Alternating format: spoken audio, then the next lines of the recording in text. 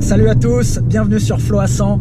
Aujourd'hui on fait un essai dans Paris de la Lexus LC500H, H pour hybride. La LC500 elle existe aussi avec un V8 de 5 litres, 477 chevaux, qui est apparemment démoniaque. Là on est sur une voiture un peu plus tranquille puisqu'on a un V6 3 litres 5 de 300 chevaux et donc une partie électrique de 169 chevaux et cumulé on arrive à peu près 365 chevaux, 0 à 100 en 5 secondes. Alors la voiture est lourde, hein, elle fait 2 tonnes 4. L'intérieur, alors je vais d'abord parler de l'extérieur puisque c'est vraiment un concept car dans le style. Il y avait eu le concept car il y a quelques années et la version qui est sortie, donc définitive, lui ressemble énormément et ça pour ça chapeau et aux ingénieurs et aux designers.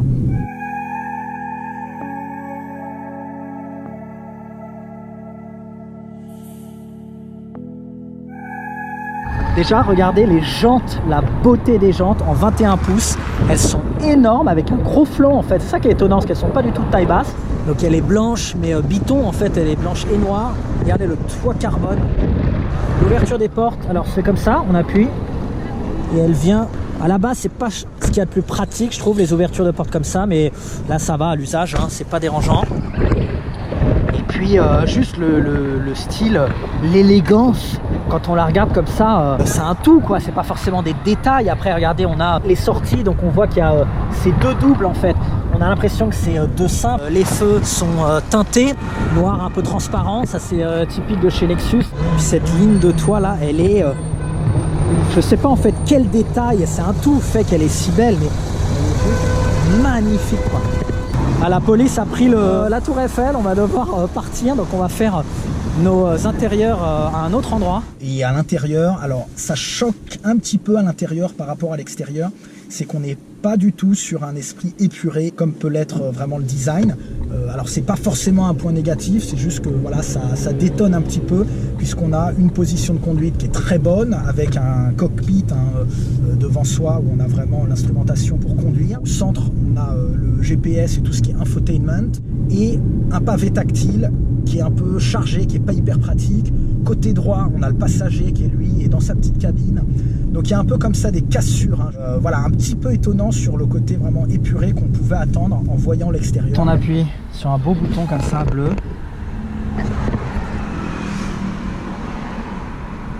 Ah, c'est quand même stylé ça. Sinon, c'est hyper joli. On a des matériaux qui sont vraiment très beaux. On a de l'Alcantara comme ça, là, qui est bordeaux avec la poignée d'ouverture de porte qui est sublime. Donc on est hyper bien, on est quand même comme dans un cocon. À l'arrière, on a deux places qui sont vraiment pour les enfants, hein, puisque un adulte, on a essayé de s'y mettre à l'arrière, c'est très compliqué. C'est pas hyper pratique.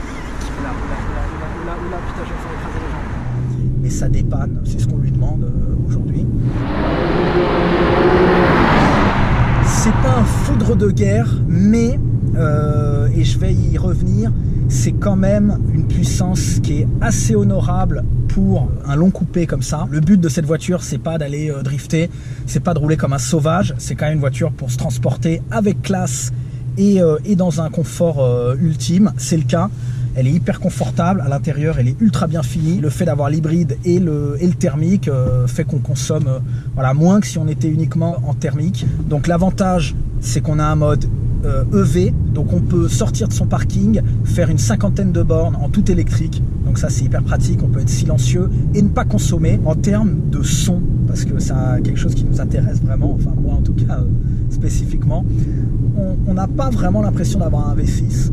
On a plutôt l'impression d'avoir un Dyson, un espèce d'aspirateur. Alors c'est pas négatif parce que je trouve que ça donne un côté voiture du futur. Dès qu'on accélère, on a vraiment ce côté, cette impression d'aller être transporté comme ça dans le futur. Donc, je le mets dans les points finalement assez positifs. Je vais me remettre là à 0 km/h et je vais accélérer et j'espère que vous allez pouvoir un petit peu entendre le bruit qu'elle fait.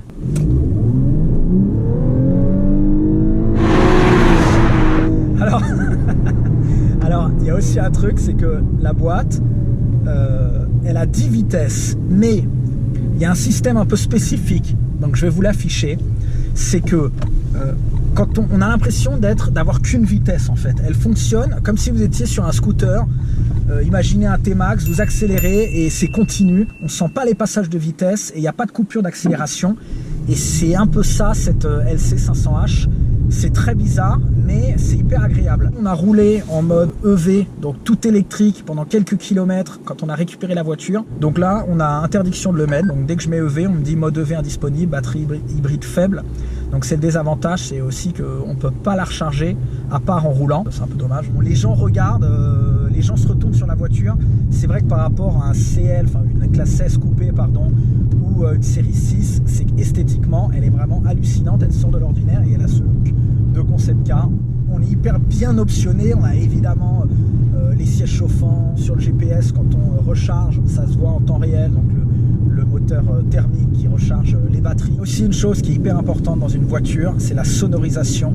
Là, c'est des enceintes et tout un système Mark Levinson que je connaissais pas, mais qui est dingue, il est juste dingue. Donc voilà. Ah, il y a un truc aussi que j'adore, c'est la vision tête haute. Bah, maintenant, c'est assez classique, hein, c'est sur toutes les voitures.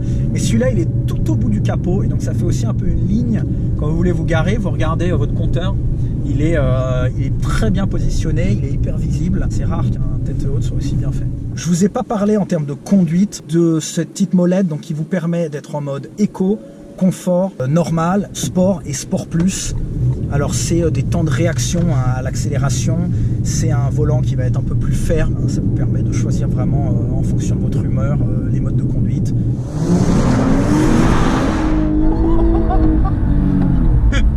C'est quand même hallucinant ce son, putain.